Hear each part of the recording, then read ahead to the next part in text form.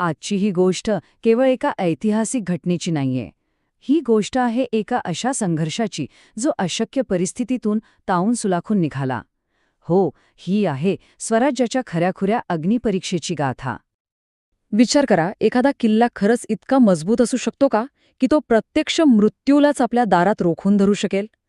हा प्रश्न आपल्याला थेट घेऊन जातो इतिहासाच्या त्या एका निर्णायक क्षणावर, जिथे सह्याद्रीच्या कड्यांवर फक्त एका किल्ल्याचं नाही तर संपूर्ण स्वराज्याचं भवितव्य पणाला लागलं होतं. चला तर मग सुरुवात करूया स्वराज्याच्या इतिहासातील त्या सर्वात काळोख्या रात्रीपासून. साल होतं 1689. स्वराज्याच्या छत्रपतींची नुकतीच क्रूरपणे हत्या झाली होती आणि त्यानंतर काही दिवसांतच शत्रू फक्त राज्याच्या सीमेवर नव्हता, तो थेट राजधानीच्या रायगडच्या उंबरठ्यावर येऊन पोचला होता. त्यावेळी मुद्दा केवळ एका किल्ल्याच्या रक्षणाचा नव्हताच मुळे. प्रश्न होता तो संपूर्ण मराठा साम्राज्याच्या अस्तित्वाचा. प्रश्न होता की स्वराज्याचा सूर्य आता कायमचा मावळणार की पुन्हा एकदा तळपणार, आणि याचाच फैसला आता होणार होता. जरा परिस्थितीची कल्पना करून बघा. एका बाजूला होती हजारो सैनिकांची प्रचंड मोगल फौज, जिचं नेतृत्व करत होता जुल्फिकार खान, आणि दुसऱ्या बाजूला होते किल्ल्यात अडकलेले मूठभर मराठे, असे योद्धे ज्यांचा बाहेरच्या जगाशी संपर्क पूर्णपणे तुटून गेला होता. म्हणजे किती विषम परिस्थिती होती बघा. आणि मग तो वेढा दिवसेंदिवस अजूनच घट्ट होत गेला. रायगडवरच्या प्रत्येकाच्या सहनशीलतेचा आता खरा कस लागत होता. 1 महिना, 2 महिने उलटून गेले. रायगडभोवतीचा फास अगदी हळूहळू आवळला जात होता. आतमध्ये रसद संपत आलेली, प्यायचं पाणी आटत चाललेलं. पण नाही, सह्याद्रीच्या त्या सिंहाने गुडघे टेकायला साफ नकार दिला होता. पण सगळं असंच सुरू असताना आतून एक अशी खबर आली, जिने त्या वेढ्याचं अख्खं समीकरणच बदलून टाकलं. आणि मग प्रश्न उभा राहिला की नक्की काय घडत होतं? ही आतून होणाऱ्या एखाद्या फितुरीची नांदी होती का? की मग पडद्यामागे मराठे असा काही डाव रचत होते ज्याची कल्पना शत्रूने स्वप्नातही केली नसेल? उत्तर होतं एक धाडसी डाव. हो, मराठ्यांच्या शेवटच्या आशेची एक अत्यंत गुप्त योजना.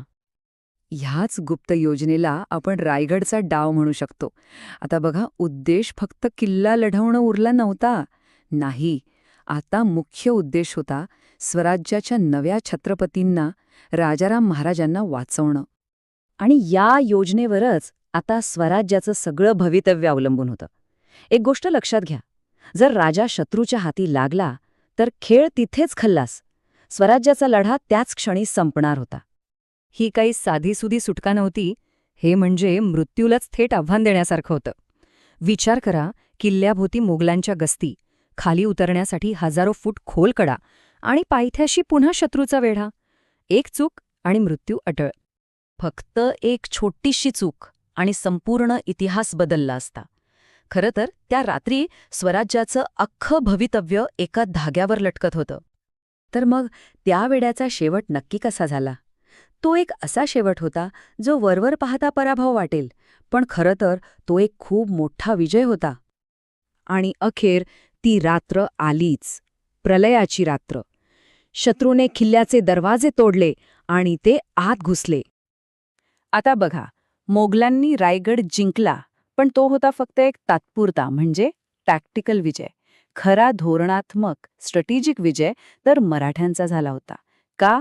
कारण त्यांनी किल्ला गमावला, पण आपला राजा वाचवला, आणि राजासोबतच अख्खं स्वराज्य वाचवलं. कधीकधी जिंकण्यासाठी हरावं लागतं.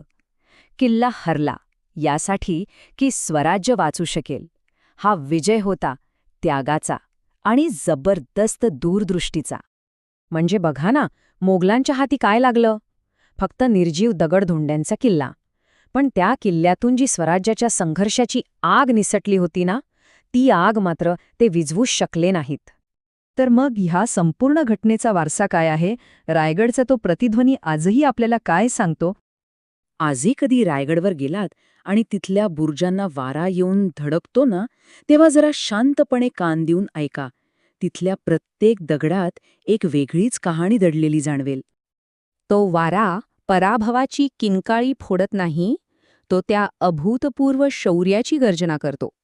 आणि हाच तो संदेश आहे जो रायगडचा प्रत्येक दगड आजही आपल्याला देतो.